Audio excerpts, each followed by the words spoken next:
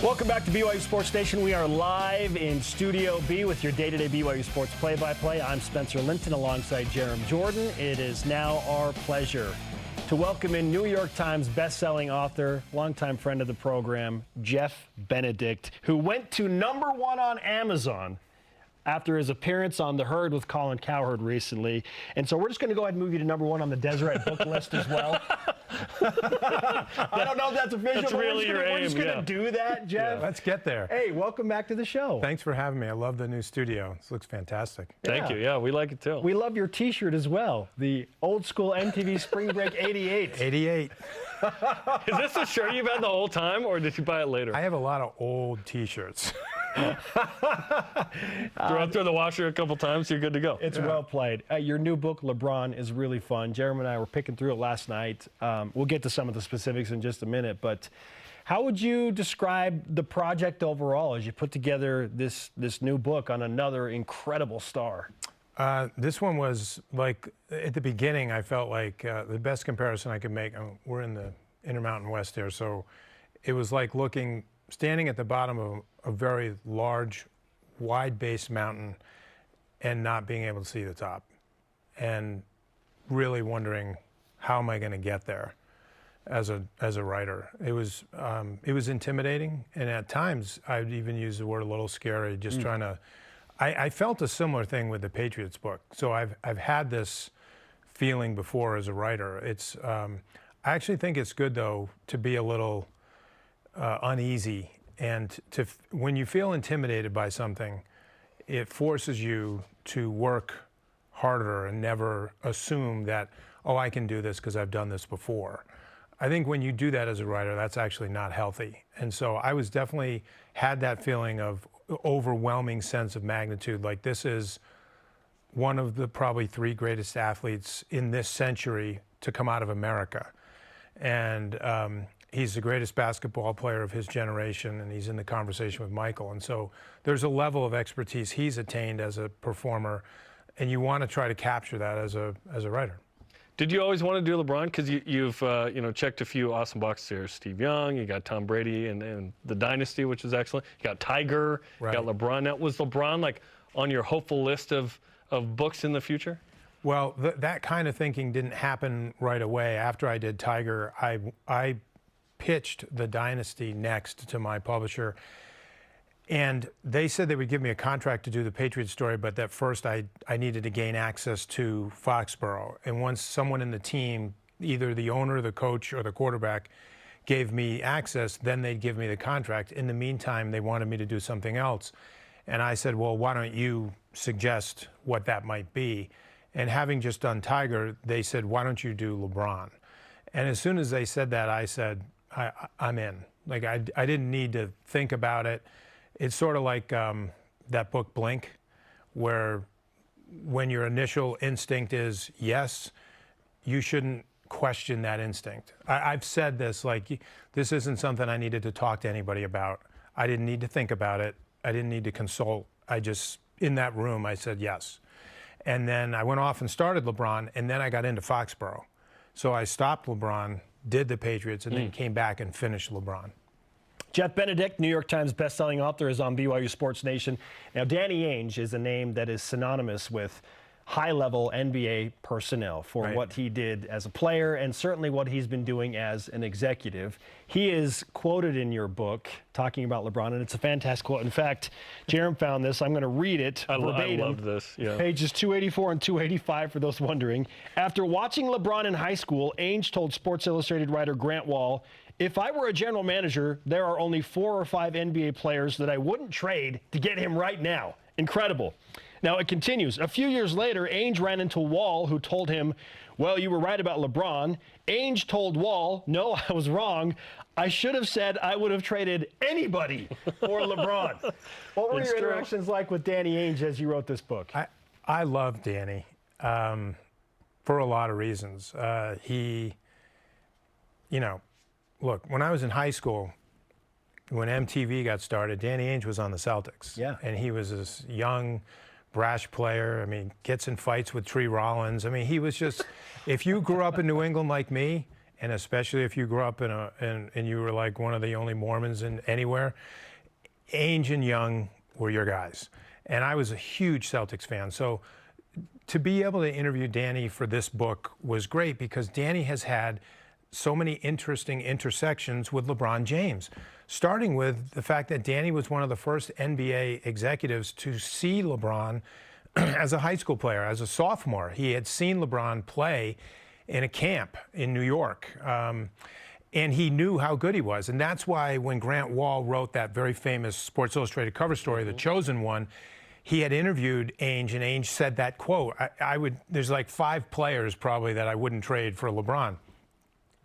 And I remember when I interviewed Danny for the book, Danny said, yeah, he goes, I took a lot of flack for saying that at the time. His colleagues in the NBA were like, what are you, crazy? This kid's in high school. Why are you saying something like that? And then a few years later, it was apparent to everybody that LeBron was what the hype said he was. And that's when he ran into Grant Wall later and he said, no, actually, I was wrong. I should have said I would trade everybody to get him. And the reason that's really interesting, too, is because if you think about it, when LeBron gets into the league and the Cavaliers start to get better, their rival becomes the Celtics. The Celtics are the impediment, especially when Ainge brings in Garnett and Ray Allen to play with Paul Pierce.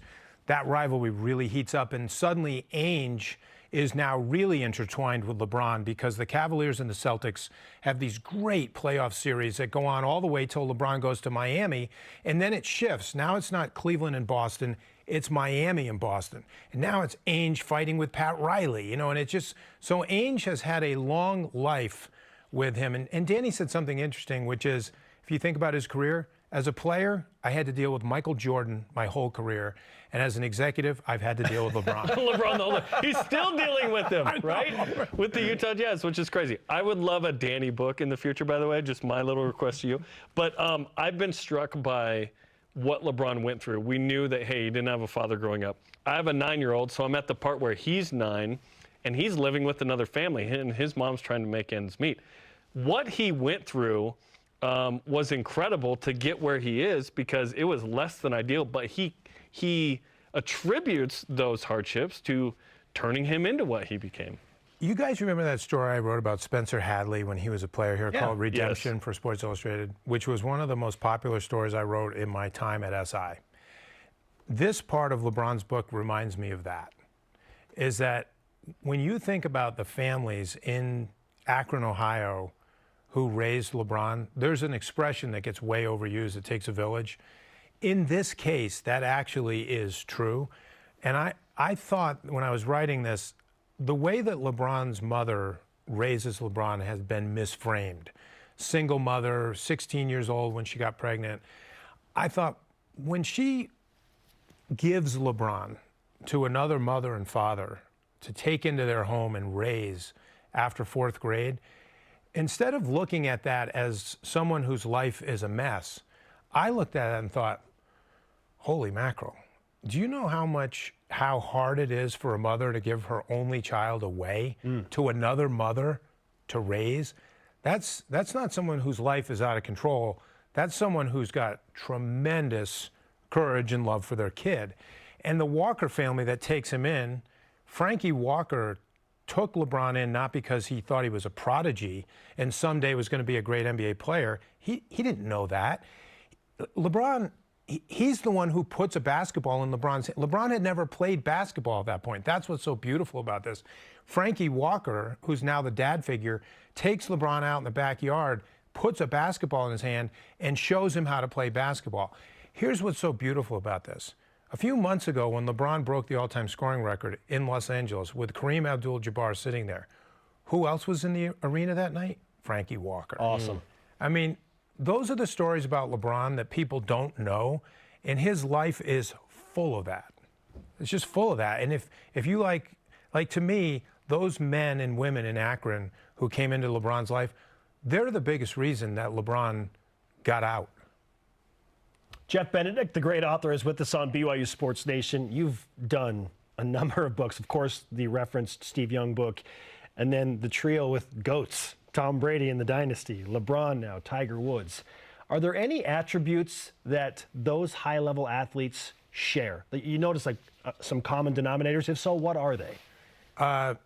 Yeah, personally, they're three very different guys. But within the realm of their sport, there are some commonalities. I think the three, Tiger, Tom, and LeBron, they treat athletics like a craft. And they're maniacal in their preparation. They love to practice. A lot of athletes love to play. They don't love to practice. Tom and LeBron and Tiger live to practice. That's a big difference. They live to study film. They've been studying film for 25 years. Even when they became the best in their sport, their time spent studying film didn't actually diminish, it increased. And so, and as they've gotten older, because of the longevity of all three of these athletes, they've changed. Like, I'm not hesitant to say Patrick Mahomes, Josh Allen, Ja Morant, you take any of those guys, they'll never catch Tom and LeBron. They never will.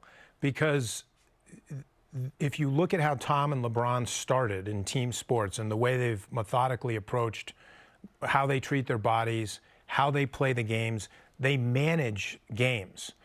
LeBron's a manager. He's managing the clock. He's managing his team. He's like a coach on the floor. Tom is like a coach on the field.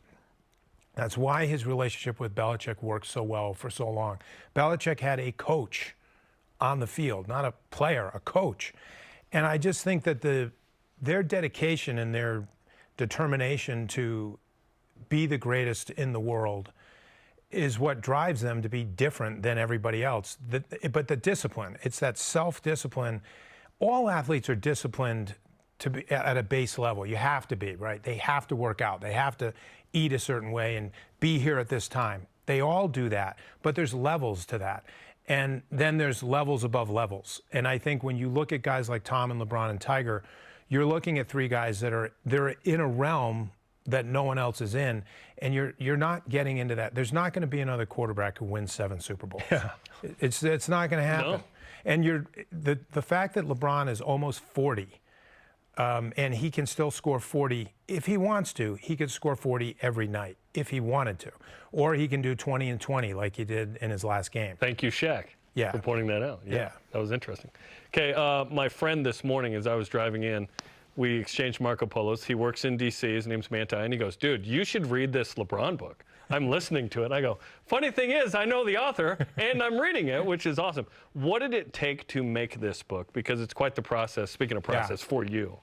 Let me ask you this first. Did your friend say he was listening to the book? He was listening to it. So I just want to say something about that. I'm glad to hear he was listening to it on Audible, because we got Chris Jackson, who played George Washington in Hamilton on Broadway, to read LeBron. Oh, nice. So it's like the voice of George Washington thundering through. If he's reading it, he's having a great in D.C. no less. In D.C. Well, now I got to listen to it on Audible. The Audible is amazing because of Chris. Your question was, what does it take to? What did it take to do this book? I spent about a year just doing pure reading. I read 25 or 30 books. There aren't that many books on LeBron, but I read a lot of other books that helped me prepare to write LeBron. I tried to read everything that had been written about LeBron. I got subscriptions to the Akron Beacon Journal and the Cleveland Plain Dealer so we could have access to their archival libraries. And they were really cooperative. They sent me thousands of pages that we put into binders. So I had in order every single printed story that had ever been written about LeBron James from the time he was like 8 years old and played in his first Pee Wee game. And there's an article this big in the Akron Beacon Journal. You mentioned that. I read that. Some kid named LeBron James scored like 3 touchdowns, 82-yard runs. He's just running past everybody. But I started there, and every article all the way up, and if you saw the binders in my office that were filled, but that's a year of just reading. You're not really equipped to do informed and educated interviews with subjects until you know what you need to ask. You don't want to have fishing expeditions when you do interviews. you need to really know your stuff, because if you call someone like Mike Krzyzewski and say you want to do an interview, he needs to know from the questions that you actually have done your homework and you know what you're asking. Otherwise, you're wasting people's time. And so and that's also in that process where you really get a sense of what the narrative is going to be. And so I lock myself away. It's lonely, but I mean, that's when you really start to immerse yourself in the subject's life. And I did the same thing for Tiger. I did it for the Dynasty. I did it with Steve. Steve was a little different because I was doing it with him, but but that's the beginning process, and it's long. It's not glamorous. It's not sexy.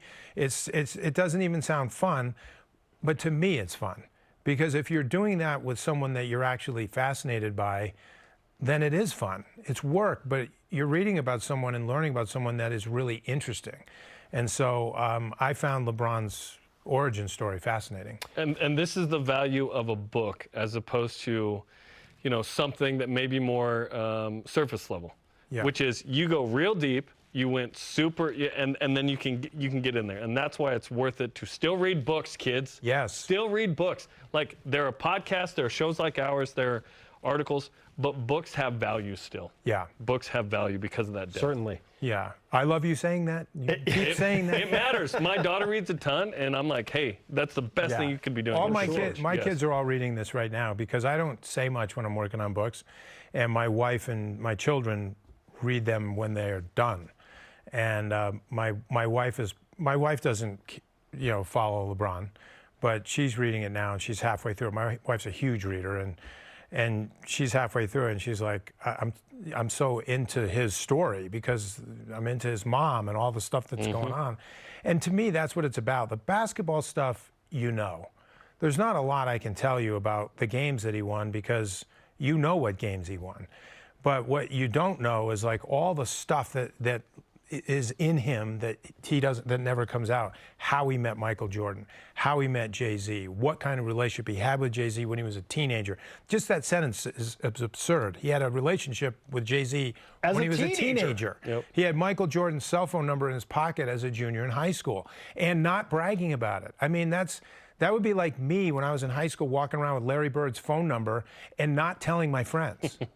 and that's the way LeBron was. He's very quiet about things like that. He's judicious, doesn't brag, and those are the things I liked about the way he was as a child. It was sort of advanced, and you think, how does he know how to behave like that? You don't brag about yourself either, but we're going to brag about you. And you've got a book signing coming up in Orem. You can meet the author, Jeff Benedict. Come hang out with Jeff. He'll sign your book. What are the details on that? Tonight in Orem at Barnes & Noble at 7 o'clock, and it's going to be a talk about writing LeBron, and then Q&A with the audience. And I'm excited to go to Orem, Barnes & Noble, because I've never done a signing there before. Fantastic. Very cool. Yeah. And honestly, I didn't know you were coming in studio today. I thought it was a Zoom, so I was like, Jeff's here? Fantastic. That's great. The man is good here. Good to see you, yeah. For BYU Sports Station and a book signing. My son is 11. He just started the Steve Young book. We'll get him into LeBron pretty soon. He would. That's actually would be a great follow-up to Steve's story. Is LeBron's? Yeah. Okay. Yeah. Duly noted. Jeff, thanks for the time. Great to have you on the show, man. Thank you, guys. Always good to be see you, back. Jeff. Good to see you Thanks. guys.